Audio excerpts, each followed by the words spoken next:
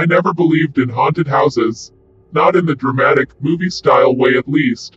But after what happened to my family, I don't even like saying that word anymore. It started 6 months ago, when my wife Emily and I decided to move out of our apartment after our son, Noah, was born. He was only 4 months old at the time. We needed more space, somewhere quieter. The house we found seemed too good to be true. 2 stories, old wooden floors, a small backyard, and the price was way lower than anything else in the area. The realtor kept mentioning that the previous owners moved suddenly. She didn't elaborate, and honestly, we didn't ask. That was our first mistake. The first night in the house felt normal. Tiring, but normal. We set up Noah's crib in the small room at the end of the hallway. I installed a baby monitor camera above his crib so we could watch him from our bedroom. At around 2:17 a.m., Emily shook me awake. "Do you hear that?" I listened. At first, nothing. Then I heard it. Breathing. Not through the walls. Not from outside. It was coming from the baby monitor speaker. Slow, heavy, wet breathing. I grabbed the monitor screen. The camera showed Noah sleeping peacefully on his back. The room looked empty. The breathing continued for another 10 seconds. Then it stopped. We told ourselves it was interference. Old wiring. Bad signal. Second mistake. Over the next few nights, small things started happening. Noah's bedroom door would be slightly open when we were sure we had closed it. The rocking chair in his room would be angled differently.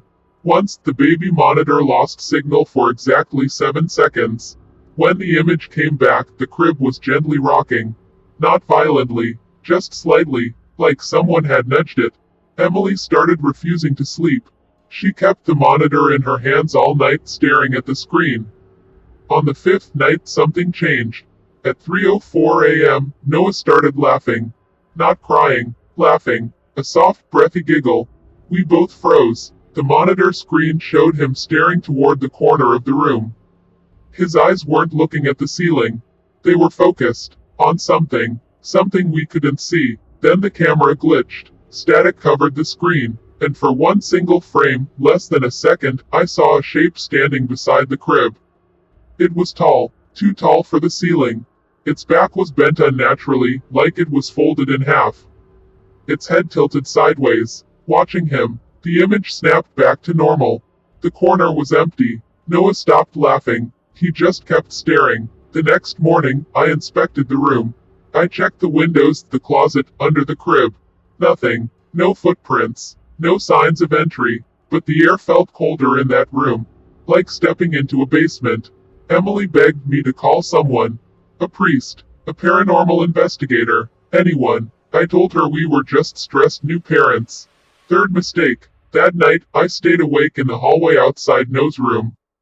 At 2:41 a.m., I heard the door creak open.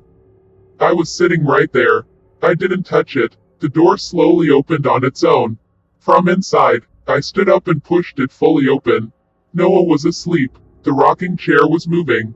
Back and forth, slowly. I stepped into the room. And the movement stopped instantly. Like something had just let go. I didn't sleep after that. 2 nights later, Emily screamed. I ran into Noah's room and found her standing beside the crib, shaking. She pointed at the wall. There were marks. Long, thin scratches running vertically from near the ceiling down toward the crib. Not deep, but fresh, and too high for either of us to reach. That was when I finally admitted something wasn't right. We decided to set up a second camera facing the entire room from another angle. If something was there, we'd see it. That night, we watched the monitor together.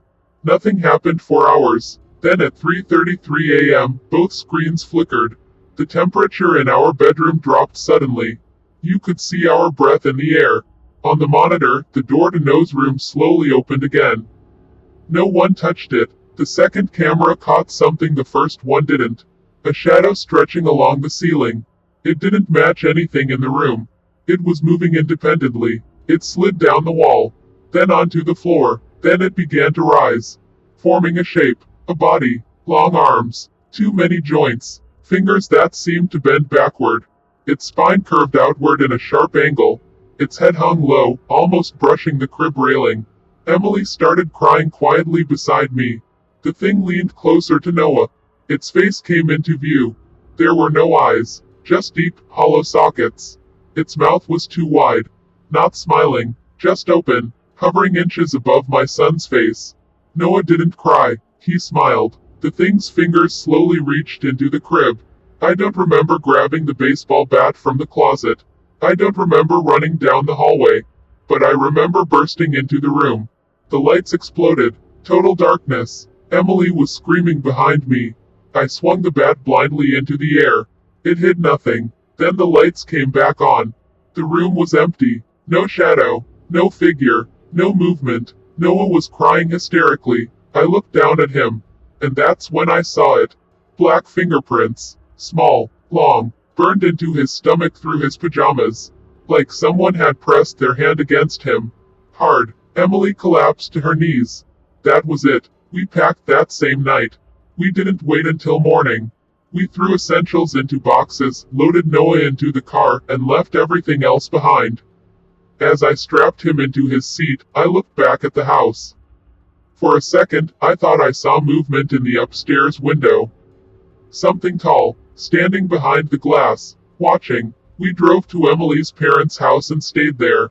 Noah stopped laughing in his sleep. The breathing on the monitor stopped. The scratches never appeared again. But 3 days later, while unpacking the last box we brought with us, I found the baby monitor. It was turned off. The batteries were removed. I know that for a fact because I took them out myself. As I picked it up, the screen flickered on. Static. Then a clear image. It wasn't Emily's parents' house. It was Noah's old room. The crib was still there. Empty. The rocking chair was moving. Back and forth, and in the corner of the room, standing in the shadows, was that same bent figure. Waiting. The screen went black. It has never turned on again. We never went back to that house. But sometimes, late at night, when the house is silent and Noah is asleep in his new room, I still hear breathing, not from the monitor, from the hallway.